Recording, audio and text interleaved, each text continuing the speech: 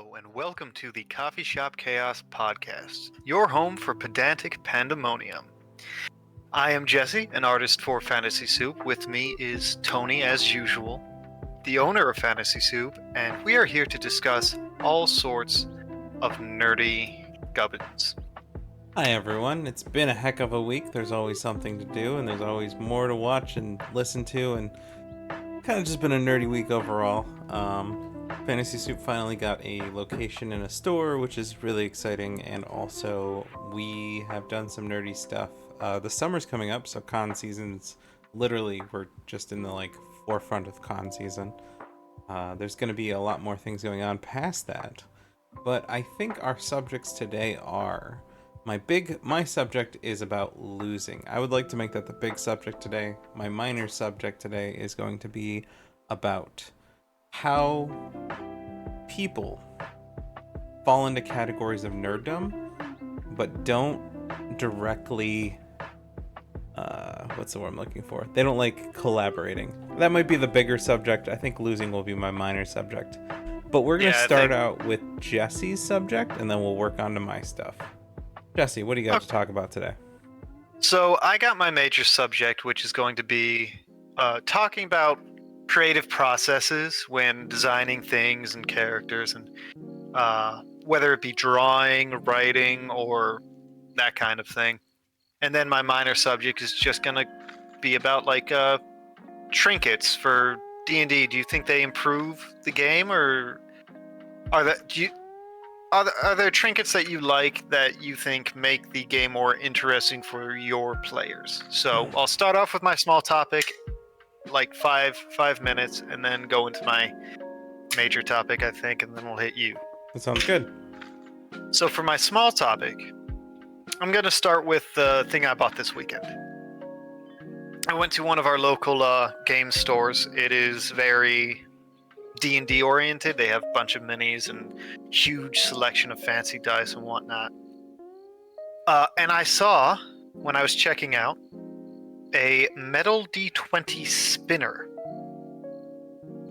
from, not sponsored, but I mean, I really like this product. It's from Fanroll.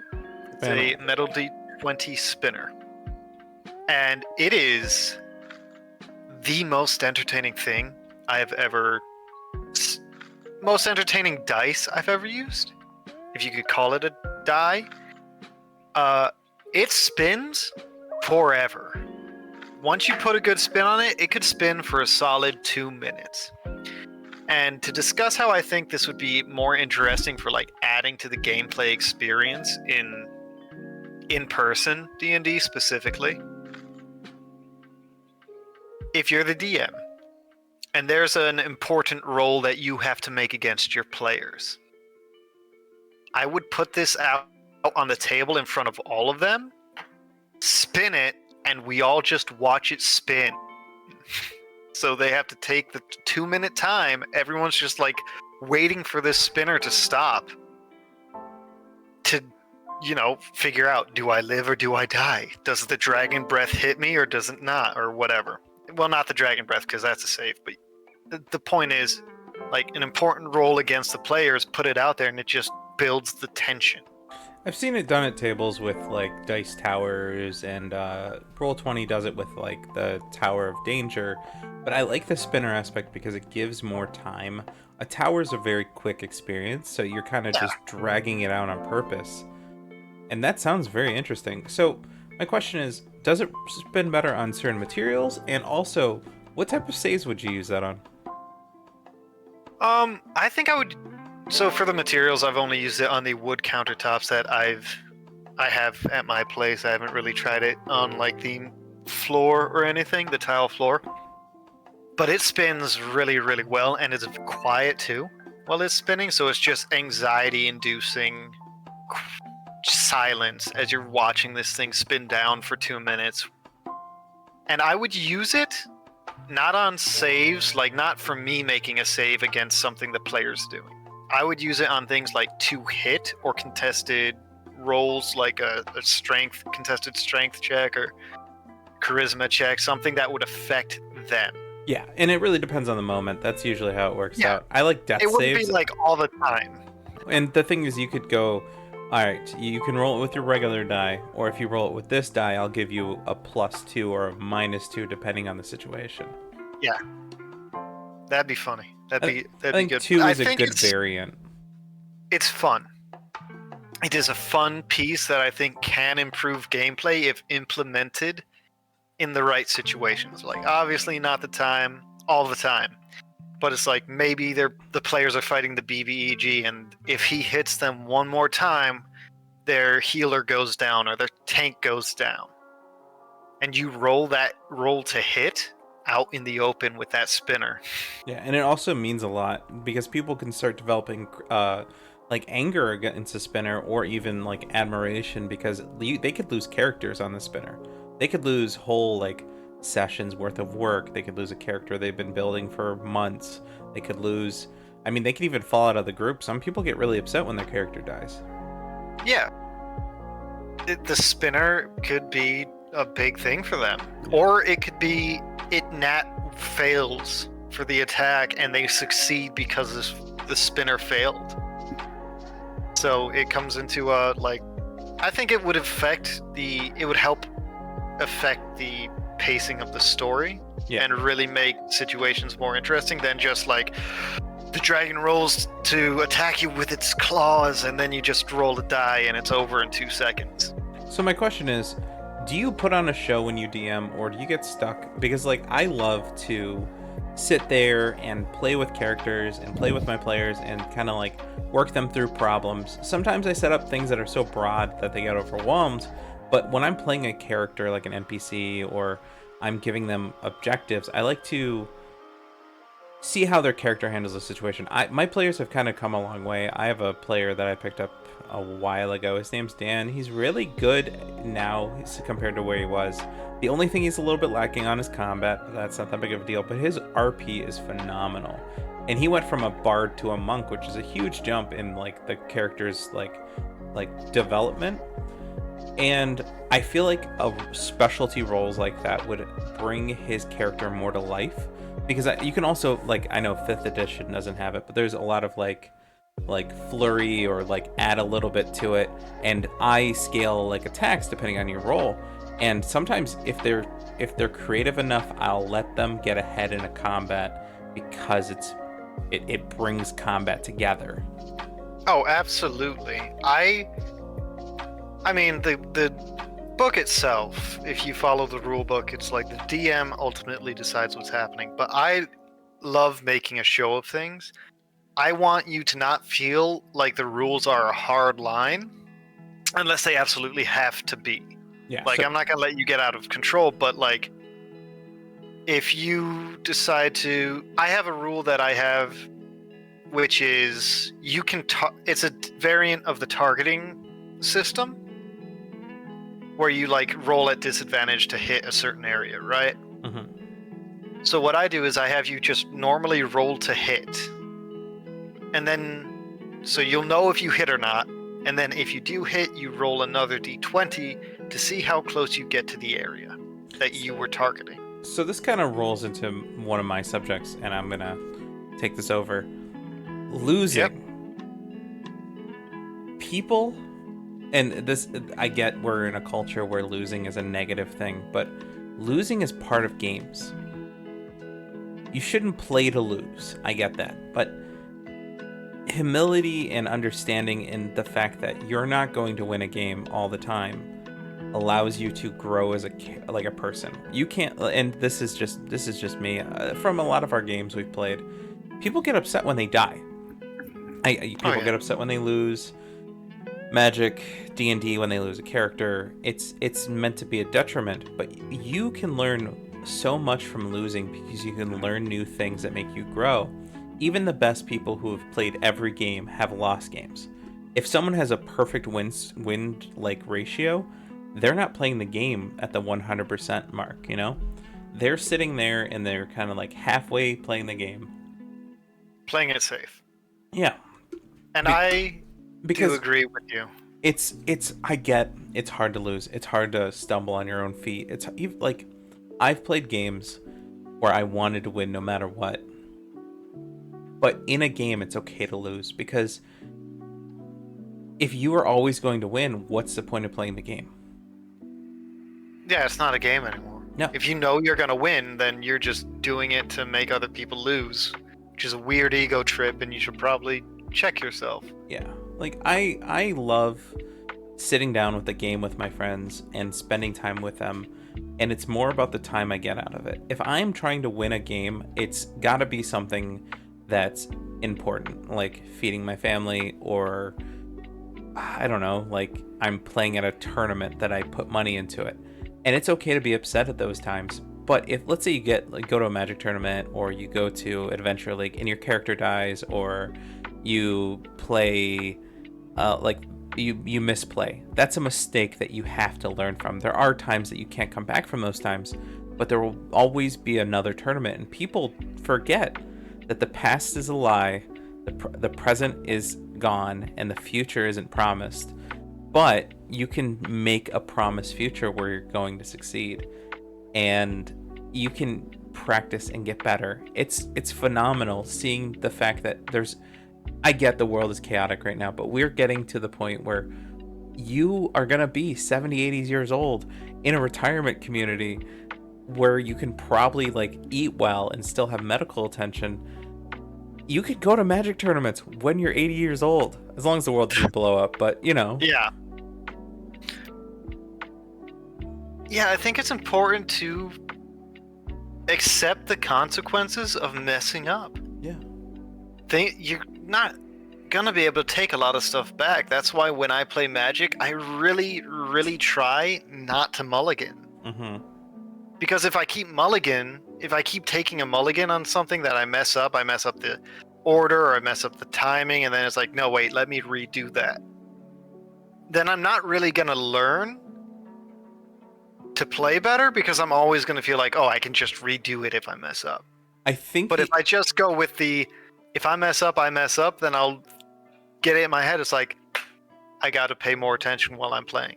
our mulligan rule, I use seldomly. I only really use it when I tap mana, so I can get tempo right.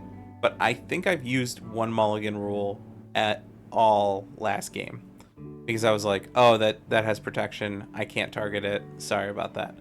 But that was once. Yeah. I've had games where I sat down and I'm like, dude, you're doing mulligan like 12 times this game. Yeah, like either Jake or Tim is mulligan. Jake is probably the guiltiest of it. Jake gets excited, and I love that Jake gets excited fine for the game, and he likes to do cool things, but he has a adverse feeling to failing. So like when I'm like, I'm gonna swing out, and then you're like, no, I'm gonna scoop, it's like, dude, just lose the game, it's okay, just take the hit. And in games when I'm playing, it's like, all right, you swing out, cool, I'm dead, next game.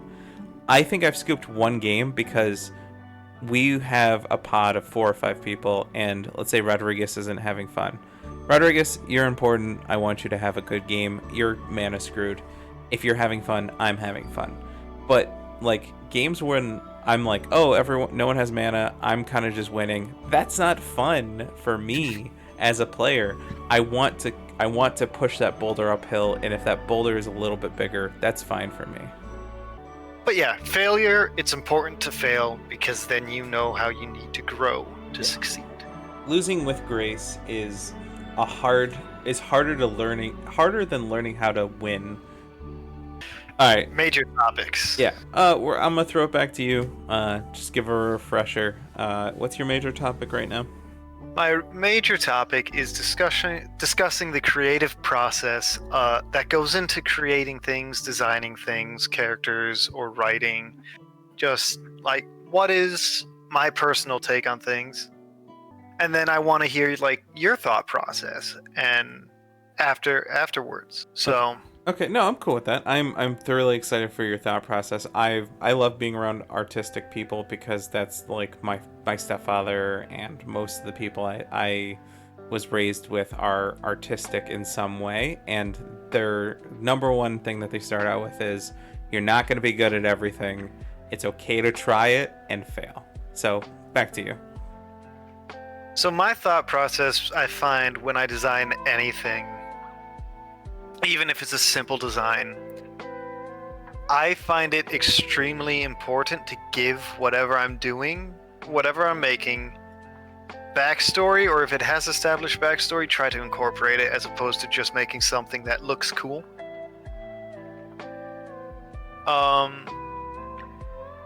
So for like, I designed a staff for D&D, a magic item staff. Staff of the Morning Star is what I called it. And you may have seen it in the random art chat, you may not have because it kind of got buried through text. I scroll through there quite a bit, so yeah. But it's a magic staff for that is meant to represent like Lucifer Morningstar from the Bible. Yes, the Bible.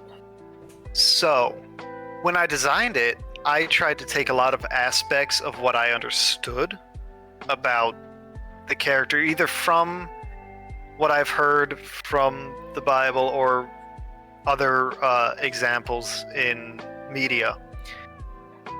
But I gave it a golden staff with silver accents.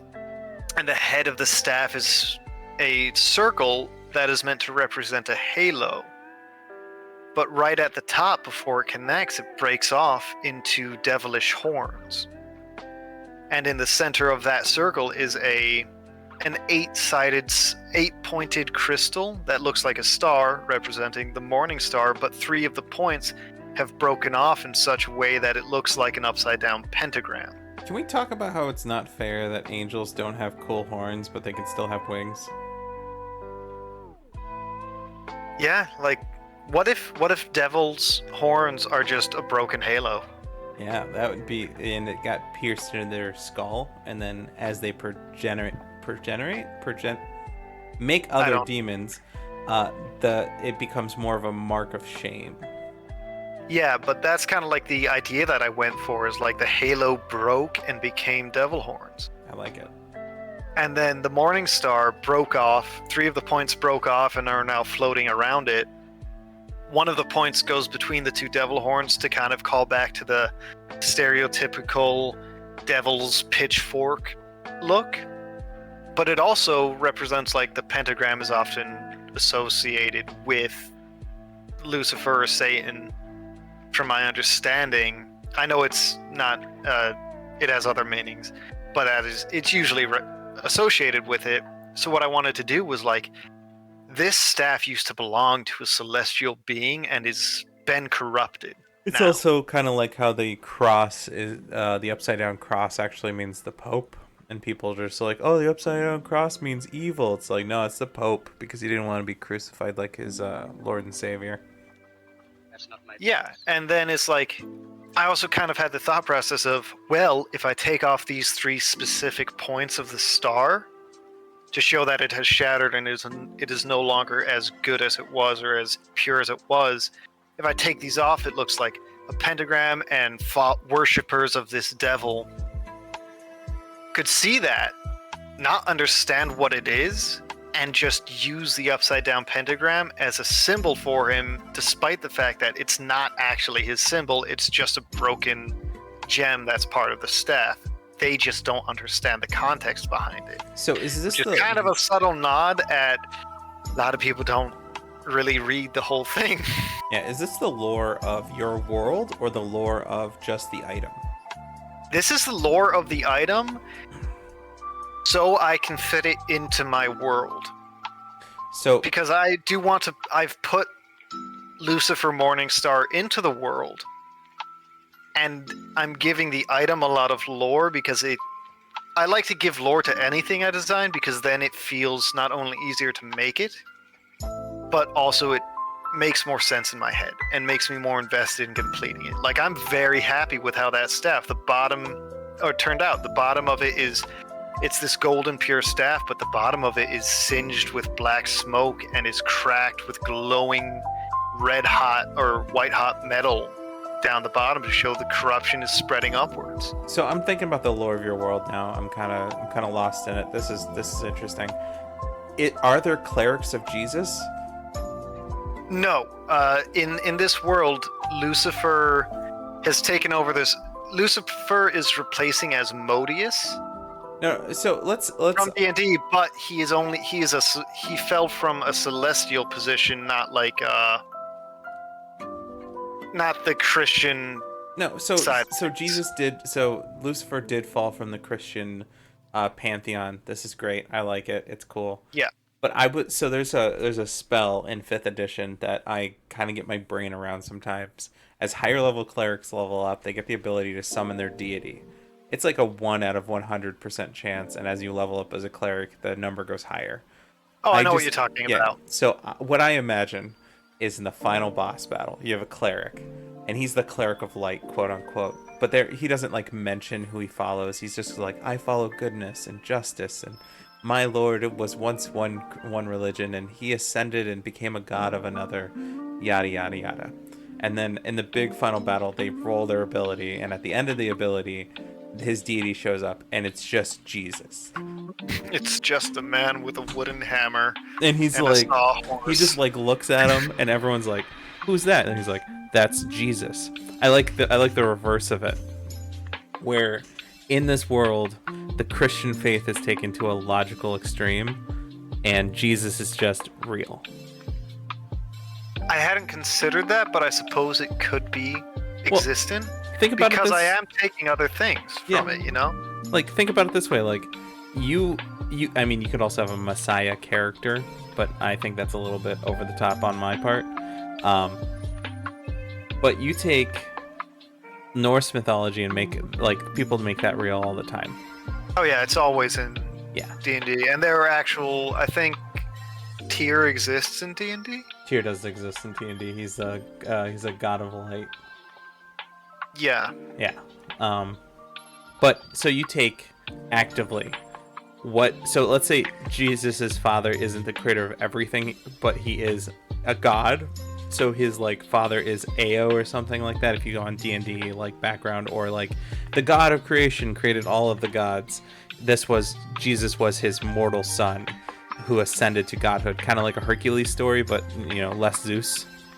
I like that idea, and that was kind of the idea I was going with, is that there was this powerful celestial deity, and Lucifer was one of his children that, in a similar story to the one from the Bible, like, Lucifer looks around and is like, all of my siblings and my father are obsessed with these mortals, can't see what I see as wrong with them, and because of that, he rebels and gets cast down and winds up usurping the throne of one of the layers of hell. Yeah. That being Asmodeus. And that's how I wanted to kind of fit him into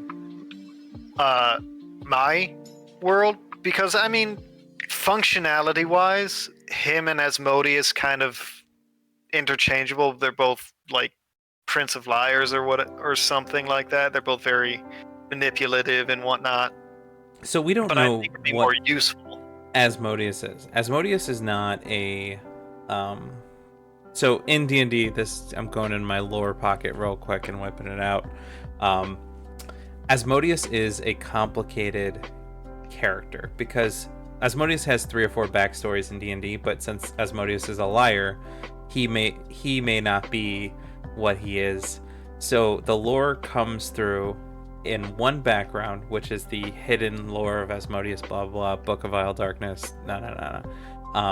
He's one of the serpents.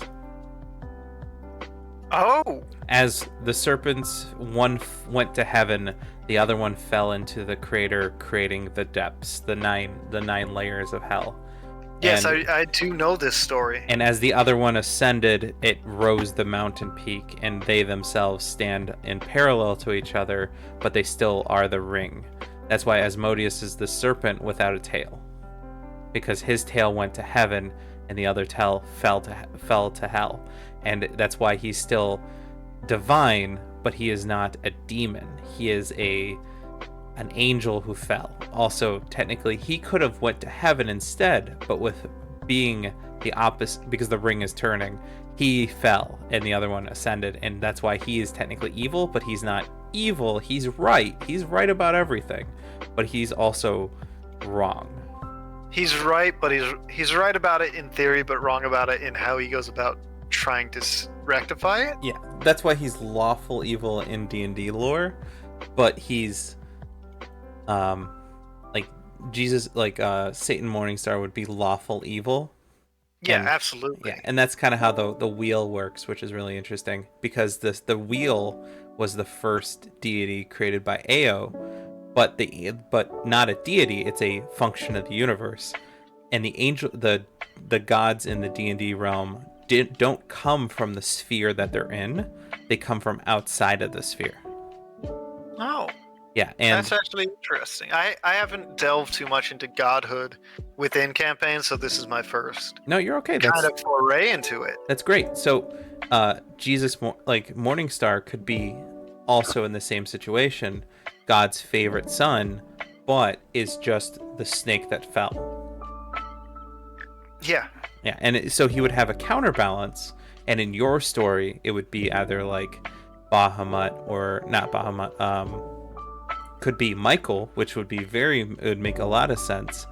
And get Michael in as a replacement for yeah, and he would be either not Bahamut, because Bahamut and Tiamat makes sense, but they're also parallels. They're the splitting of a god, but would be there's another god that falls that's the opposite of Asmodeus in the pantheons. And just replace him with Michael. Yeah, and it is essentially the idea. Yeah, and then what's really cool is in lore, Asmodeus' staff is actually a piece of the dragon, his brother's tail, that fell into the pit, which has the 99 layers or whatever of hell, and it's the pit of pure evil, and it's like continuously falling, and it's making the pit deeper, but it's also interesting.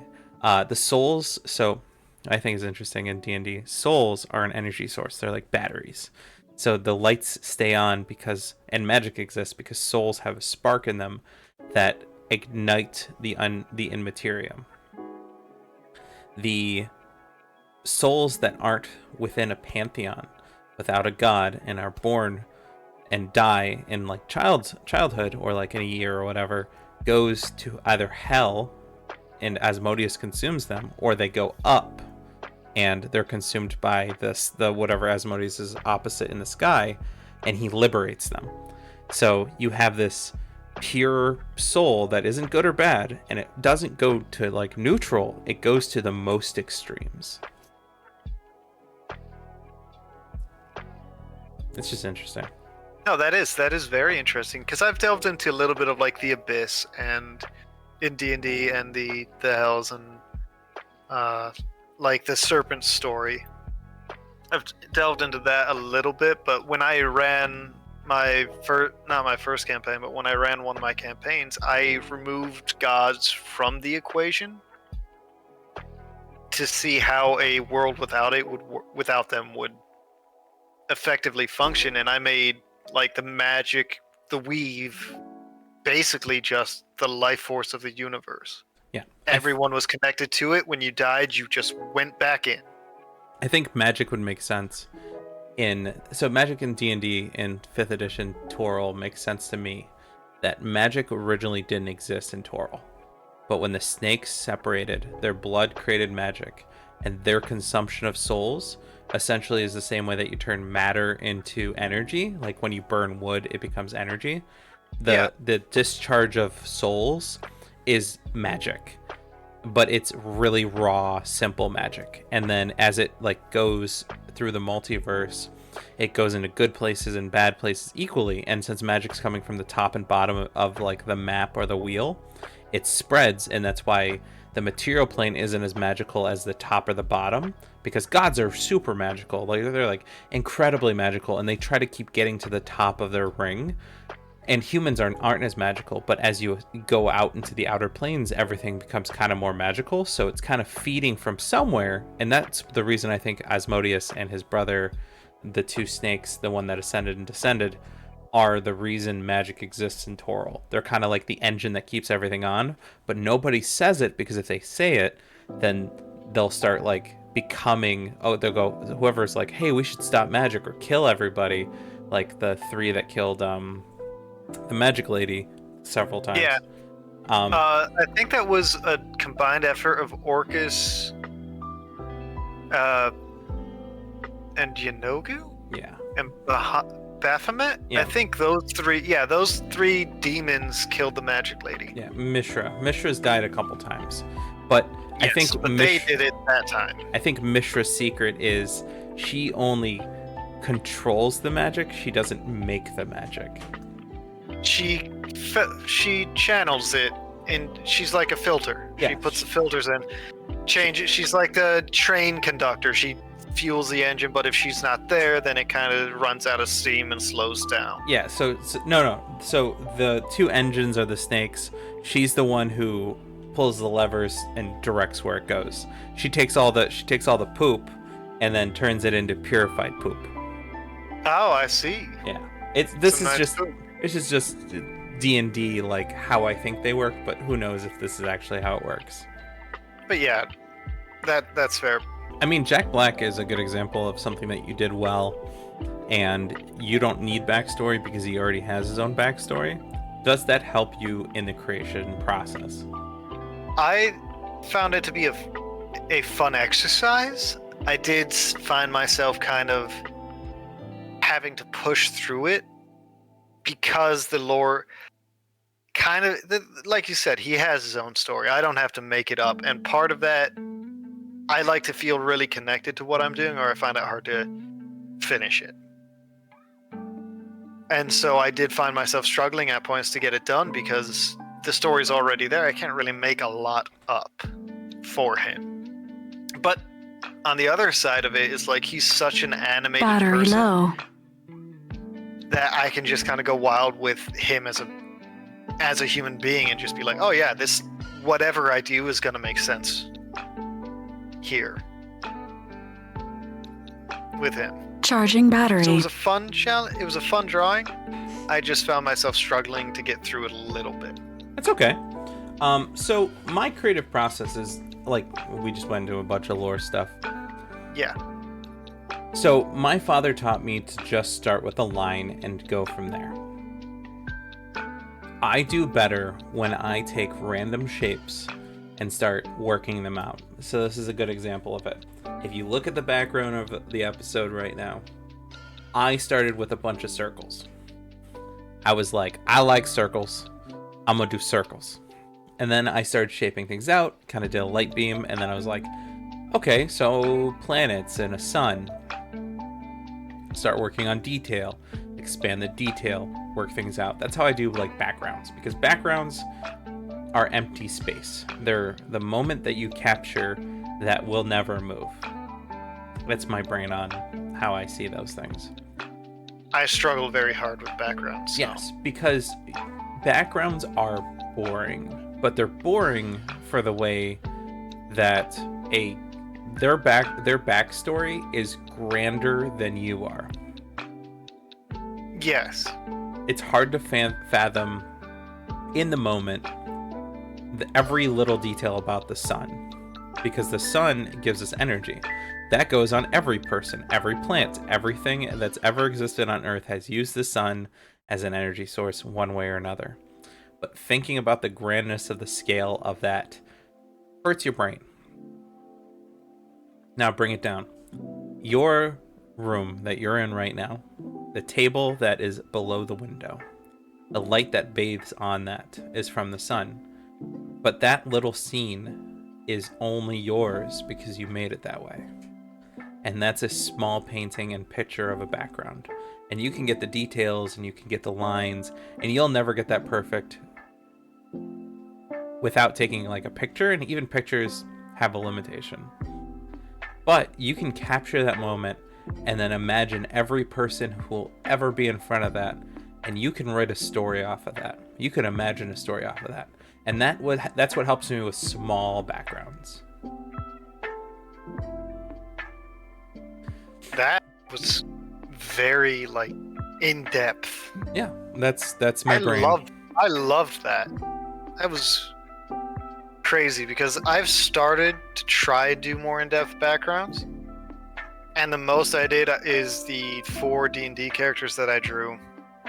I did backgrounds for them that kind of made sense for the character. The one I am most proud of is the one I did for my own, because obviously I understand that character more. And it's him leaping, but behind him is this large red tree that hangs over the training grounds of his home. And beyond that is the open lake and the sunset sky. Because for him, I could picture the area around him, like you were saying. I know what I want it to look like. And there's so much story that you can't see in this snapshot that anyone looking at it will be like, oh yeah, that looks pretty cool. But for me, it like goes beyond just this little picture that I drew. It goes beyond the frame, and I can see up to the left his family estate perched atop the large cliffs nearby. Yeah. And to the right, the mountains. Yeah, and you can see that small tree with the rock in front of it. The boulder that his family rolled up there so they'd have a place to sit together, and the maintenance of the tree during the winters and storms, and starting from a small sprout that someone planted there that might have had a grave under it that was remembering someone who died there, or the battles that were fought over it, and the extension of time, and the fact that the hill originally wasn't a hill, it was covered in ice from thousands of years of an ice age. These things aren't caught in a moment of the background. A city wasn't a city. A city was a field full of water and plants and trees that they had to pave road and dig tunnels and build up the entirety of the city. And you'll never tell every story in that city. But when you draw it behind a character, everything behind that character has meaning. And it's weird to draw like architecture without actually knowing the concept of architecture, because if you draw a building and it's lopsided, that may not be standing there, but like in the moment when you're drawing it, you need to have something behind the character so the character isn't standing on a white background with nothing behind him, because that's not how the world works. There's always something around you, behind you. Even though space is empty, you are on a planet, and then, you know, when you get into space stuff, there's stars, there's everything else. There's an infinite expanse. Yeah. I think I've had some interesting, like not out of body, but like interesting perspective moments of realization with perspective recently. Where on like a somewhat cloudy day, I'll be leaving the island, going up the large bridge, and my vision just I'm looking at the sky, and my vision just kind of like goes widescreen. And I can see myself in the car, and I can see the bridge that I'm on. And then I can see just like my brain has processed how small, in comparison to the clouds above me, everything around me is, and how small I am in comparison to those clouds. And then beyond the clouds, the infinite expanse of space beyond that. If you take all of that and then you add a cosmic horror to it, you wrote a story. Yeah, and then there's just Cthulhu somewhere up there. Like so if you don't limit it to just Cthulhu, it could just be a huge eye that's pulsing, covered in flesh, that's slowly consuming the planets in our solar system, slowly working its way to us, and there's nothing you can do about it. But you can tell the stories of every little ant on the planet until eventually it consumes us. But yeah, it's like, I've really appreciated those moments. Mm-hmm. So, for some people, I feel like that could be an existential crisis of having this realization that you were just like, I don't think enough people realize just how small we are. And how ultimately insignificant we are. Main character syndrome is a bitch. Having that perspective realization it brought a lot of peace to me in the moment, and it still does when it happens, where it's like, it makes me feel like my problems aren't as big as they feel. Yeah. What it really does for me. When you're young, everything that happens to you is everything that happens in general. But having that realization that you're just kind of small cog in a function that's way bigger than yourself helps, but also could give you terror and dread. I think it depends on where you've been in your life or where you are now. Mm-hmm. But yeah, that was my kind of like rolling off of what you were talking about, because you were getting very deep into it, and it just reminds me of that. Man, I'm eating pizza right now. My life's pretty good. You're loving it. I got some food later for me in a minute too, so. Alright, now on to the big subject that I've got on my brain right now. Yeah, let's do it. So we've went real small, we've went real big, we've kind of broke down to trinkets and characters and backstory. Now, Lore. I don't have a problem with it because I like a lot of things. How do people dig themselves into a fandom so deep? And this, I'm going to give my opinion on it too. And I'm asking the question, so. Okay. How do people dig themselves so deep into a fandom that they don't let people in? Like, right, a good example, the classic from the 60s, 70s, and 80s, Star Trek and Star Wars. You can be a Trekkie, and you can be a Star Wars fan. You can't be both for some reason. Yeah. So, I am huge into Star Wars. I am a huge Star Wars nerd. I love Star it. Trek too. I hate how gatekeeping and prestigious people hold this love of a fictional thing. Why does it matter who enjoys it? Or why does it matter what they do with it? It's not yours. You can enjoy it. Why does it matter who's enjoying it? Let me play devil's advocate. I never really understood that. Let me play devil's advocate with it real quick. But it's not fair that Rey is a fill-in character that can just accomplish everything and make everything perfect again. I didn't like the sequels. I hated them because I felt like it was... My personal take is that it just wasn't a cohesive story. No, but it jumped from one to the other, but ultimately... There are a lot of people who loved those movies, and those were like the most entertaining thing they've had for Star Wars, and it's like, you have every right to enjoy that. I didn't, but I'm not going to stop you from doing it. Yeah, and it may be people's first introduction into Star Wars. You don't get fans by eliminating everything that people love or the first time. Some people started with Anakin as a kid. Some people started with Darth Vader. Some people started with Kylo Ren. These are the stepping stones that you get the depth of a fandom. Like Magic the Gathering, D&D, crafting, shirts, t-shirt, Pokemon. Oh my god, the amount of Pokemon. Everyone has their generation. Going to the gym is also a good example. Like, everybody starts somewhere. You cannot judge someone for being where you used to be. Yeah, that's kind of my take on it. It's like, I've never really... I think I used to be guilty of it when I was younger. Me too. Because it was just so much of my identity that I felt if I wasn't like the go-to person in the group of people I knew to talk about it, that I didn't have value within that sphere of nerddom. Yeah. It takes away But your now validity. as an adult, it's like... Yeah, but now as I'm older and I've had perspective, the ability to gain perspective, it's like, just enjoy it, man. Yeah. I don't care if I've heard what you're about to tell me 1,000 times. I want to hear it again from you. I want to hear your take on it. I can understand why people do it, because people don't have, and this is kind of just, we're going to go into the tangent of society and life again. Welcome to the podcast. People don't have things that make them feel special because there isn't many things that people can do that other people can't.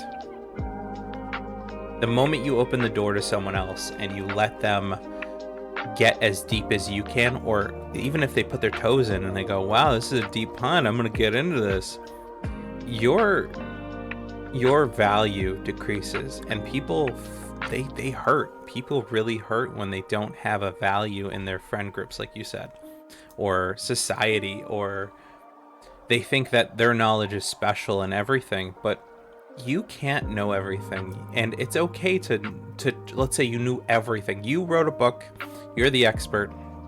You produce the book, you know every character's story, every background, what their family line is, you know who their parents are. You are the creator of the story.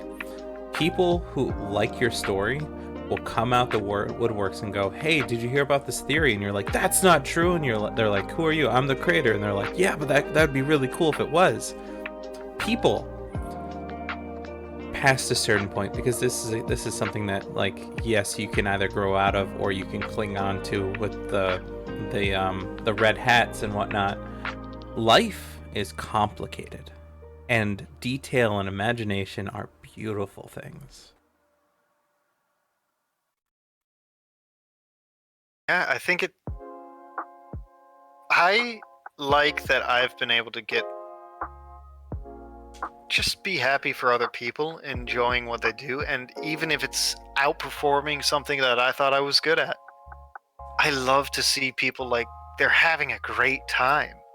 Like at the gym, if I start climbing with someone, and then over the course of like 2 months, they wind up surpassing what I can, the climb grade that I can do, I'm just elated for them. It's like, yeah, you're better than me now, but you're succeeding so well. You're doing so well at something that you didn't know you were going to be good at.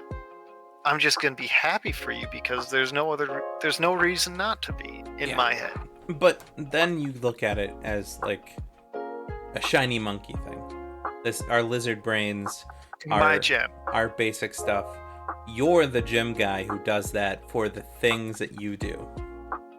Yeah. Some people get into that swing because it settles the chaos in their world that they know. And if people want to feel that way, I'm not going to take it away from them.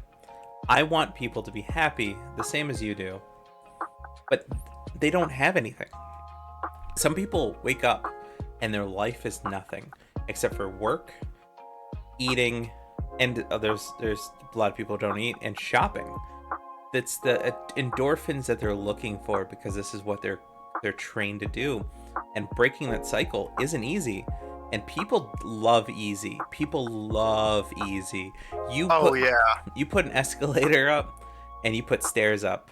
And knowing if you take a couple more steps, you'll live another couple years, they'll still take the escalator because they don't see the years in the future. It's all in the now. Yeah, I mean, you're absolutely right.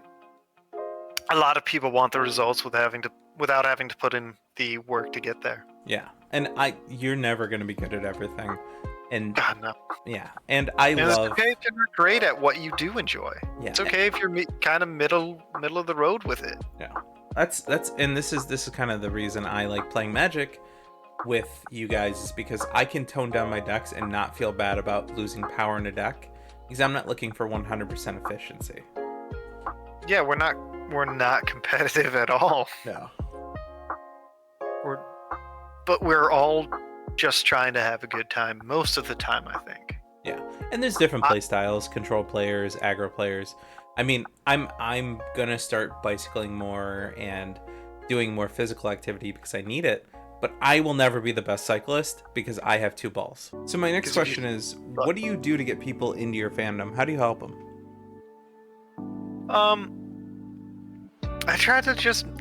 I personally try to make it as accessible as possible. Be there, answer any questions that they have or want or need answered, give them as much information as I can, and if I can't, go find it for them because I probably know the sources better than... I know what sources to look at better than they do. I just be as helpful as possible. You know? It's like they're in a hot air balloon, but they don't understand that fire makes the balloon go up. So I'm there with a torch, like, okay, I'm gonna help you fly, man. I'm here to help you fly. Just let's go. When I run into people who are in fandoms that don't want other people in them, I don't know how to handle it at this point. So this is probably just me because I don't deal with people like that anymore. But people who are mean to people because they don't know something, I love making fun of those people. I think I always have. In high school, it used to happen a lot. And God, I'm trying to think about high school. That was a while ago. I used to make fun of the bullies or the people who were in, like, Naruto was a big thing in high school, and Yu-Gi-Oh was big. I would give people cards all the time. Hey, I need this card. All right, how much does it cost money-wise? Oh, it's $1. Here you go. I don't care. I'm never gonna use it. Well, that guy has a binder and has all those cards in his binder, and I'm like, okay, and he's not trading me. It's like, why won't he trade you? Well, he might need one of them in the future, possibly for things that he might be thinking about doing. Then why is it in his trade binder? Just get rid of it. This person will be happy with it. You don't need it. Move on. Well, not recently have I been in that situation where someone tries to gatekeep something that I'm interested in or an active member in. I just haven't been around them, and maybe that just says more about the kind of people I try to surround myself with. Yeah, it means that you probably... I try to surround myself with people who aren't problematic in that way. Yeah. It's like the climbing gym. I thought I was kind of scared when I was getting into it because I thought it was going to be like a normal gym, right? Where there are going to be people who were like all like super good at working out or climbing, but be really elitist about it. And it was to my very pleasant surprise that nobody there has ever been like that. If anyone is ever struggling with a climb, you just walk up and start helping them. I remember several situations where I would be struggling with something. Someone would just walk up and be like, hey, try this, this, and this, and you got it, man. And then they'd sit there like a cheerleader and cheer me on as I tried it, and it's just like, yeah, this is great. Nobody is putting anyone down on anything. It's just a positive environment where everyone is trying to help each other. It reminds me of the Mob Psycho workout group, where they're all just buddies, and they're like, yo, he lifted 2 pounds, he lifted 100 pounds. They're both great. They're both awesome people. Hell yeah, you guys got it. That's kind of what it is. It's like, you did a V0? Dude, that's sick because that's good for you. That guy did a V8? That's amazing because that's awesome for him. That's a high grade for him. And he doesn't get smacked in the forehead. Yeah. No, it's like, it's a really, I like positive environments, and I think that I do a pretty good job at not putting myself in negative ones. Yeah, life's hard enough. Your hobby shouldn't be difficult, and fandom shouldn't cut people off. I don't get it. I want people to enjoy stuff, and it's okay to not be good at something and still enjoy it. Ah, fandoms. Such a difficult situation, huh? Yeah, I mean, cons are nice because people can go there and let their fandoms fly and go, I love this thing, and I am one of the enjoyers of this. It's refreshing. It's a lot harder to gatekeep in person. Yeah, I think this is the non-fantasy, non-nerd thing that people gatekeep really hard is sports. But I don't want to get into sports. That's fine, because I can't help you there. I know nothing about them. But that and online shooters, like Halo back in the day, was real rough. Oh like my god! If you were a girl and you played Halo in like 2000s and like the early you didn't play with your mic on. The late 90s or the early 2000s, you didn't play with your mic on. Yeah, it was terrible. Like late 2000s, it started to get better. I think right now is a good time to be a girl gamer. Don't get me wrong, I still say things that are jerkish, but also if someone insults one of my friends, I'll kick their ass. So sorry to go on to that, like early late. You're good. The 2010s era, like Halo Reach era. Oof. Being a girl gamer, right? Yeah. I remember I was playing on Halo Reach online, and I was on the map that launches the Saber out of it in multiplayer. I don't know if you remember it. I do. And it's just a deathmatch, just a standard deathmatch, and randoms, not with anyone I know. My team starts getting their ass is beat like a Cherokee drum. It was bad. Like, we lost all of our teammates except for me. Like, I was the last one to stick it through, and I'm just sitting there with these 4 other, like, the blue team is just chasing me down, trying to kill me. And I'm putting up a little bit fight here and there. I'm not doing great, but occasionally I'll get 1 or 2 of them in a row, or get one of them here or there. But it's just a stomp. I got like maybe 15 kills in a 75 kill game. Died so many times. But like right towards the end, they all like ganged up on me at the same time, and I just didn't shoot any of them and started panicking. Like, I don't know what to do. You're all here. They don't shoot me, and then they all unmute themselves. They're all girls. No. They all 4 of them were females, and it's just like they just start talking, and it's like, good job, guy, for hanging out. You're just like this random guy, but like they just started talking really chill, and it's like, that was kind of awesome.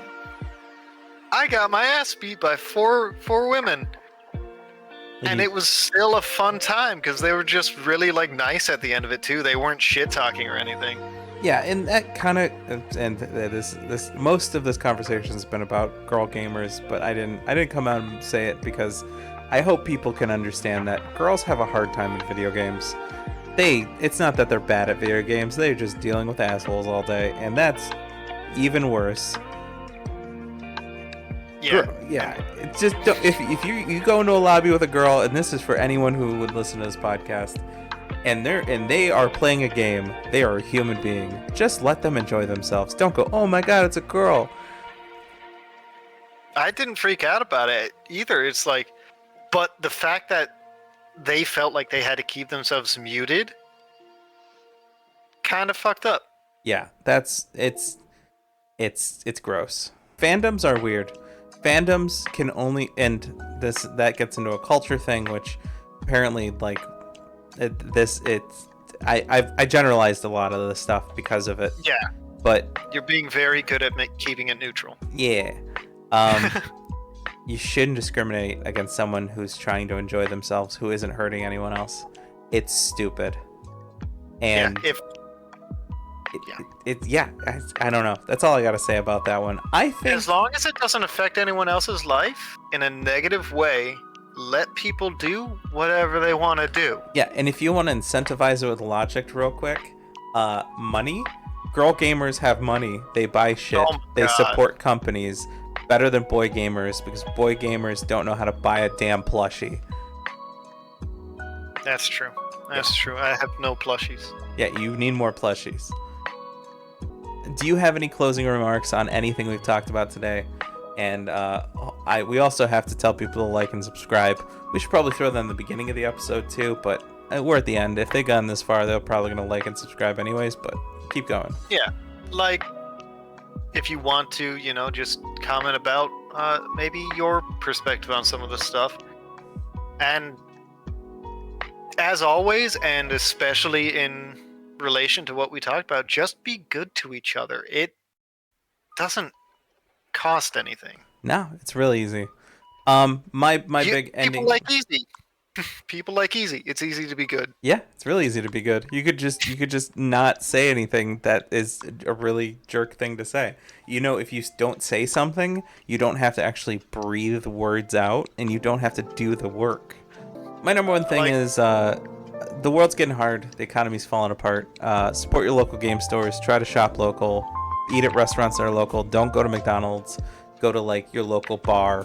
They probably have a delivery driver that's barely making a minimum wage. You need to support these people. It's real bad seeing like, oh, Walmart's losing money. Heck Walmart. Heck big stores. Like small companies, small mom and pop shops, they make good food for a decent price. Don't spend $20 at McDonald's for a Big Mac and some fries. Go to your local mom and pop shop, buy a big giant sub, and support your local economy. It's not hard, and if you do it weekly, it's better for everyone. Anyways. We digress. thanks everyone for watching and listening. If you have any comments, throw them in the comments below. Like, follow, subscribe. You know the stuff. We're just growing a small channel, and we are local boys that just want things to be better for people. I'm Tony. This has been Jesse.